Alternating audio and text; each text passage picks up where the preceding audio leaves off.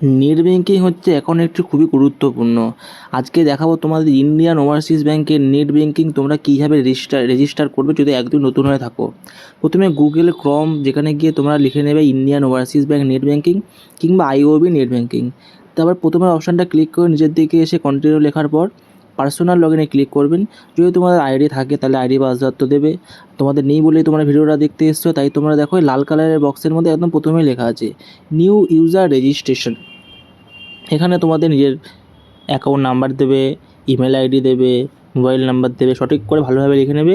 আর email আইডিটা কিন্তু খুবই জরুরি, কারণ মেলের মধ্যে অনেক ইনফরমেশান তোমাদের যাবে। এবার এখানে একটা লগ ইন আইডি করতে বলেছে, এই লগ ইন আইডিটা 6টা থেকে 8টা অক্ষর বা সংখ্যা মিলিয়ে করতে হবে। আর পাসওয়ার্ডটাও সেম, তোমরা এখানে প্রথমটা বড় হাতের, পরেরগুলো ছোটো হাতের দিয়ে একটা কোনো স্পেশাল ক্যারেক্টার @ বা হ্যাশট্যাগ দিয়ে সংখ্যা দিয়ে করতে পারো। আর দুটো পাসওয়ার্ড সেম দিতে হবে, কনফার্ম পাসওয়ার্ড করে। তারপর নিচে ক্যাপচাটা আছে, ক্যাপচাটা করার পর সাবমিট করবে। তাহলে আপনি তাহলে চলো করে নিই, আগে দেখতে থাকো। A few moments later.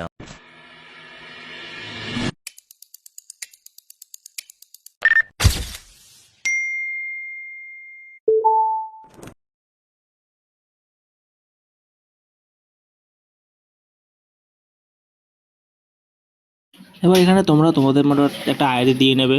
আমার নাম যেহেতু রণজিৎ, তাই আমি এখানে রণজিৎ 1 2 3 4 দিয়ে তোমাদের দেখাচ্ছি। পাসওয়ার্ডটা আমি এখানে সেম দিলাম 8টা বড় হাতে, তারপর রণজিৎ @ 1 2 3 4 বা 2025 তোমরা সেম দিতে পারো। তারপর নিচে যেই ক্যাপচাটা আছে, ক্যাপচাটাকে ঠিক করে দেখে লিখে নেবে।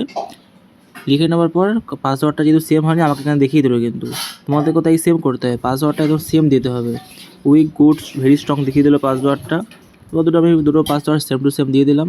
এবার নিচে ক্যাপচাটা দেবো, যেরকম আছে দেখে দেখে লিখবো।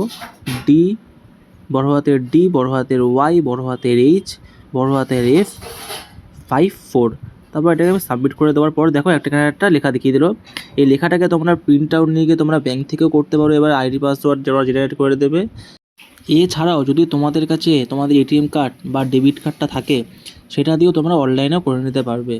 সেই ক্ষেত্রে কিন্তু তোমাদের শুধু ফান্ড ট্রান্সফার ছাড়া সবটাই হয়ে যাবে, কিন্তু যখন তোমরা আবার ফান্ড ট্রান্সফার করতে চাইবে সেই ক্ষেত্রে তোমাদেরকে আবার আইডি পাসওয়ার্ড দিয়ে লগ ইন করে তারপরে তোমাদেরকে আইডি পাসওয়ার্ডটা আবার ফান্ড ট্রান্সফারের জন্য ক্রিয়েট করতে হবে বা পিনটা তৈরি করতে হবে।